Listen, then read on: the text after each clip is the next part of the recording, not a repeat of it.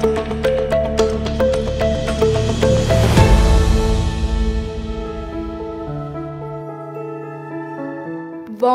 রোগ প্রতিরোধে যুগান্তকারী পদক্ষেপ নিচ্ছে ওমান। 2026 সাল থেকে দেশটিতে বিয়ের আগে মেডিকেল পরীক্ষা বাধ্যতামূলক করতে যাচ্ছে সরকার। এর অংশ হিসেবে আগামী মাস থেকে দেশ জুড়ে শুরু হচ্ছে বছরব্যাপী প্রচারণা। বিশেষজ্ঞরা বলছেন, এই উদ্যোগ বংশগত রোগ হ্রাসে গুরুত্বপূর্ণ ভূমিকা পালন করবে এবং জনস্বাস্থ্য সুরক্ষায় নতুন দিগন্ত উন্মোচন করবে।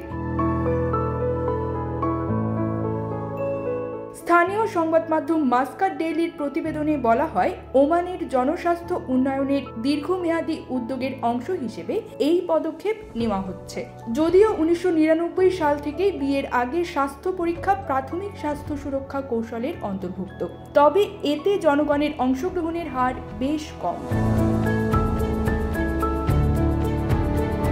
পরিসংখ্যান অনুযায়ী বিশ্বে প্রায় 7% শিশু বংশগত রোগ নিয়ে জন্মালেও ওমানে এই হার 9 থেকে 10%। বিশেষজ্ঞরা মনে করেন, এর পেছনে রক্ত সম্পর্কের মধ্যে বিয়ের প্রচলন একটি গুরুত্বপূর্ণ কারণ।